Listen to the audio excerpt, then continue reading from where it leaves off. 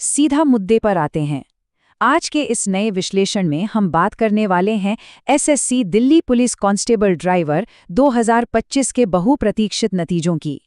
Results आ चुके हैं और डेटा बिल्कुल हमारे सामने है। आज हम कोई इधर-उधर की बात नहीं करेंगे, बल्कि सीधा कट ऑफ के गणित, क्वालिफाई करने वालों की संख्या और आगे के रास्तों का एकदम सटीक और डेटा आधारित विश्लेषण करेंगे। तो चलिए बिना किसी देरी के शुरू करते हैं। आगे बढ़ने से पहले जल्दी से देख लेते हैं कि आज के इस विश्लेषण की रूपरेखा क्या रहने वाली है। पहले हम परीक्षा का एक छोटा सा ओवरव्यू लेंगे, फिर हमारा सबसे मुख्य फोकस रहेगा विस्तृत कट ऑफ विश्लेषण पर। उसके बाद सफलता के आंकड़े, कुछ रोके गए परिणाम और अंत में आगे की चयन प्रक्रिया पर चर्चा करेंगे। सेक्शन 1, परीक्षा का संक्षिप्त विवरण। इस पूरी परीक्षा की बुनियाद को समझना बहुत जरूरी है। देखिए, देश भर में कुल पद थे सिर्फ 660, मतलब अवसर तो था लेकिन सीटें मुट्ठी भर थी। ये परीक्षा 16 और 17 दिसंबर 2025 को पूरे भारत में 3 अलग-अलग शिफ्टों में करवाई गई थी। अब क्योंकि शिफ्ट एक से ज़्यादा थी, यहीं से हमारे अगले पॉइंट की ज़रूरत पैदा होती है, और वो ज़रूरत थी नॉर्मलाइजेशन की। जब भी कोई परीक्षा मल्टीपल शिफ्ट्स में होती है तो किसी शिफ्ट का पेपर आसान आ सकता है और किसी का मुश्किल। ऐसे में सभी को एक ही तराजू में तौलने और निष्पक्षता बनाए रखने के लिए इस सांख्यिकीय प्रक्रिया का इस्तेमाल किया गया। इसी नॉर्मलाइजेशन ने हमारे फाइनल कट ऑफ के नंबर तय किए हैं। सेक्शन 2, विस्तृत कट ऑफ विश्लेषण, और यही आज के हमारे इस विश्लेषण का सबसे अहम हिस्सा है। अब जरा इस कट ऑफ चार्ट पर बारीकी से नजर डालिए। यहाँ कंपटीशन का असली लेवल समझ आता है। जनरल कैटेगरी का कट ऑफ गया है 83.40 और ओबीसी का 83.19।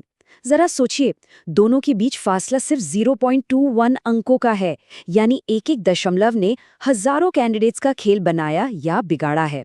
इसके अलावा एससी कैटेगरी का कट ऑफ 88.09 और एसटी का 74.29 रहा है। सिर्फ 660 सीटों के लिए ये लड़ाई वाकई में कांटे की टक्कर रही है। कट ऑफ के इस डेटा में एक और बेहद दिलचस्प चीज देखने को मिली है। जनरल कैटेगरी और ईडब्ल्यूएस यानी आर्थिक रूप से कमजोर वर्ग, दोनों का कट ऑफ बिल्कुल एक समान है। एकदम परफेक्ट 83.40 पर दोनों का टाई हुआ है। अमूमन हमें इन दोनों के बीच थोड़ा बहुत अंतर देखने को मिलता ही है, लेकिन इस बार का डेटा बिल्कुल एक ही लकीर पर आके खड़ा हो गया है ना हैरान करने वाली बात। वहीं दूसरी तरफ एक्स सर्विसमैन यानी ईएसएम कैटेगरी की तस्वीर बिल्कुल अलग और स्पष्ट है। इनके लिए कट ऑफ का मानक बिना किसी दशमलव के एकदम फ्लैट 30.00 अंक पर सेट किया गया है। ईएसएम के तहत आने वाली सभी श्रेणियों के लिए ये नंबर बिल्कुल एक समान रखा गया है। सेक्शन 3, सफल उम्मीदवारों के आंकड़े। अब देखते हैं कि इस मुश्किल कट ऑफ की दीवार को पार कितने लोगों ने किया। आंकड़ों के हिसाब से 8,280 नियमित उम्मीदवारों ने अगले राउंड के लिए अपनी जगह पक्की कर ली है। इसके साथ ही एक्स सर्विसमैन कोटे से 950 उम्मीदवार सफल हुए हैं। अब इन नंबर्स को 660 पदों से जोड़कर देखिए, अगले चरण की रेस कितनी जबरदस्त होने वाली है, इसका अंदाजा साफ लगाया जा सकता है। सेक्शन 4, कदाचार और रोके गए परिणाम। 157, इस नंबर को हल्के में बिल्कुल नहीं लिया जा सकता। ये उन उम्मीदवारों की संख्या है जिन्हें कदाचार या अनुचित साधनों के इस्तेमाल के कारण प्रक्रिया से हमेशा के लिए बाहर का रास्ता दिखा दिया गया है। ये एसएससी की जीरो टॉलरेंस नीति का एक बहुत ही कड़ा और स्पष्ट संदेश है कि सिस्टम में कोई भी गड़बड़ी बर्दाश्त नहीं की जाएगी। इसके साथ ही 3 ऐसे उम्मीदवार भी हैं जिनके परिणाम फिलहाल एसएससी ने होल्ड पर रखे हैं। आमतौर पर ऐसा कुछ तकनीकी विसंगतियों या अतिरिक्त जांच के लिए किया जाता है। इन पर अंतिम फैसला भविष्य में लिया जाएगा। सेक्शन 5, आगे की चयन प्रक्रिया। तो जो लोग सफल हुए हैं उनके लिए आगे क्या?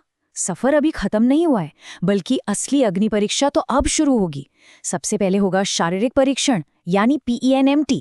इसके बाद दस्तावेजों की बेहद सख्त चेकिंग होगी और अंत में सबसे बड़ा पड़ाव ट्रेड टेस्ट, जहां असली ड्राइविंग स्किल्स का टेस्ट होगा।